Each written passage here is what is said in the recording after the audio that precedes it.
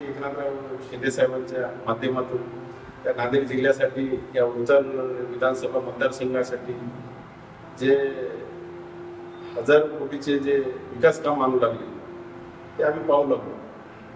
आणि कल्याणकर साहेबांचं असं म्हणजे एकदम सर्वसामान्याचा आमदार, हार्डवर्क करणारा आमदार कोणीही असो, तो जनतेमध्ये ते म्हणजे होईल तेवढं जनतेला डायरेक्ट अप्रोच राहतात. आणि आम्ही विरोधात असून पण ती कधी त्यांची भूमिका विरोधी राहायची नाही. त्यामुळे आम्हाला वाटायचं की बाबा आम्ही तिकडं जिथं काम एवढं इमानदारीने करतो तिथं आम्हाला फक्त छोट्या मोठ्या कामापुरतं त्यांनी आम्हाला वापरायला किंवा कधी महत्वाची संधी ती तेव्हा ते आम्हाला डावण्यात दिली. ही माणूस तर आपल्या विरोधी पक्षाचा असून आम्ही ह्यांचं कधी काम बी केलं नाही. त्यांना माहिती आहे की बाबा हे आपल्या विरोधात आहेत, तरी पण ते एवढं म्हणजे सांगायचं, प्रेमानं बोलायचे, सांगा काही काम काही अडचणी असतील. आणि त्यामुळे आपल्या भागातले आमच्या उत्तर विधानसभातले प्रत्येक लोक त्यांच्याकडे आकर्षित होऊ लागले, कार्यकर्ते आकर्षित होऊ लागले, कार्यकर्ते आम्हाला सांगू लागले चांगला माणूस आहे, जास्त मुख्यमंत्री सर्वसामान्यांचे मुख्यमंत्री आहे. त्यांचा म्हणजे प्रवास शाखा प्रमुख ते आज महाराष्ट्राचे लोकप्रिय मुख्यमंत्री आहेत, तळागाळातले मुख्यमंत्री आहेत. सर्वसामान्यांच्या व्यथा काय असतात, सर्वसामान्यांच्या अडचणी काय असतात हे जाणून घेणारे मुख्यमंत्री आहेत. आणि काँग्रेस पक्षामध्ये सगळे हाय लेवल नेते आहेत. त्यामुळं त्यांच्या कामावर मागे 4 महिन्यापूर्वी शिवसेनेत प्रवेश मी एकनाथराव शिंदे साहेबांचं कार्य बघायला ते सर्व समुदाय घेऊन चालणारे आहे.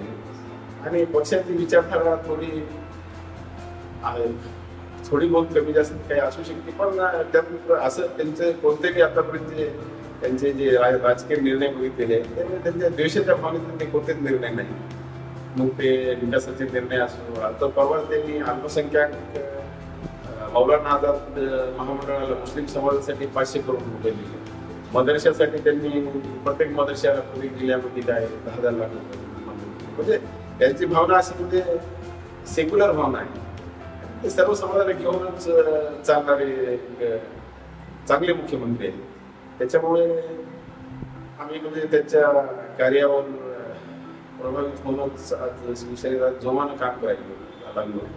आणि आमचे बालाजी भाऊ कल्याणकर यांनी मुख्यमंत्री साहेबांना सांगून मला SC ST OBCचा नांदेडचा जिल्हा प्रमुख म्हणून एक माझ्यावर जबाबदारी दिली होती. आणि ती जबाबदारी मी चांगल्या प्रकारे पार पाडून नांदेड जिल्ह्यात शिवसेनेची ताकद कशी वाढवावी, मुख्यमंत्री साहेबांचं जे आज काम ते 16 तास लोकांसाठी काम करतात. आणि वर्षा मुख्यमंत्र्यांचा बंगला आहे ते आज सर्वसामान्य लोकांसाठी आज ते खुला आहे.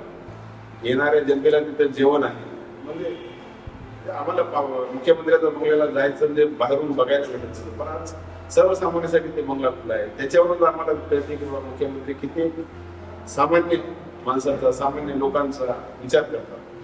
त्यामुळे आम्ही आज मुख्यमंत्र्यांसाठी चांगली ताकदीने आम्ही कामाला लागलो. SC ST OBC सर्व आमचे वंचित, शोषित, पीडित सर्व समाजात त्यांच्याकडे आकर्षित होऊन आता काम करायचं. मुख्यमंत्री साहेबांकडे सामाजिक न्याय विभागाचं एक खातं आहे. आणि सामाजिक न्याय विभागाच्या मार्फत विविध योजना ते राबवित आहेत. आणि विविध आतापर्यंत काही असे काही प्रकल्प होते की त्या प्रकल्पाला तत्कालीन सामाजिक न्यायमूर्ती चंद्रकांत हंडोरे साहेबांनी त्या काळात मान्यता दिली होती, थोडा निधी पण दिला होता. नंतर का त्यांना रोखण्यात आलं ते आम्हाला माहित नाही चंद्रकांत हंडोरे साहेबांनी.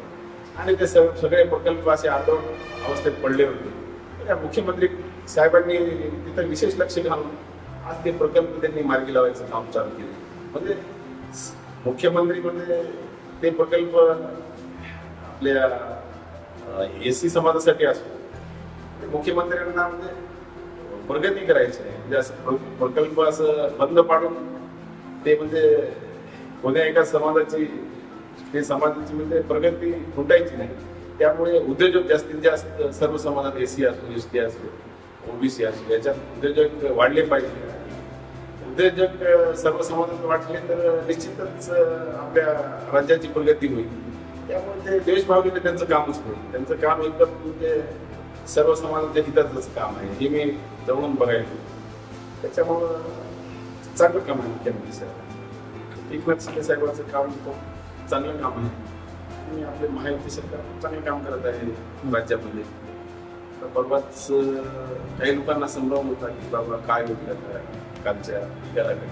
तर निश्चित एकनाथराव शिंदे साहेबांचं काम चांगलं असल्यामुळे आम्हाला माहित होतं की आम्ही 4 महिने 5 महिने आपला बरंच चालू प्रवेश केला. आम्हाला काही लोकांनी म्हणले की अरे त्यांचा रिझल्ट तर असा लागणार नाही, तुम्ही डोबत्या नावाने बसले. आम्ही म्हणले आम्ही डोबत्या नाही, आम्ही बसत नाही. चांगल्या माणसासोबत जेव्हा आपण चाललो तेव्हा काहीतरी चांगलंच होणार आहे या उद्देशानं आम्ही प्रवेश केला. आता तर येतील खूप जण आम्ही तेव्हा काही विचार केला नाही. बाबा आपल्याला माणसाचं काम आवडलं, शिंदे साहेबांचं काम किंवा कल्याण साहेबांचं काम, आणि त्याच्यामुळे आम्ही काही विचार केला नाही. कोणी काही म्हणू, आम्ही जे होईल ते होईल. निश्चित एवढं चांगलं काम करेल, निश्चित आम्हाला 100% खात्री होती ते चांगलंच होईल.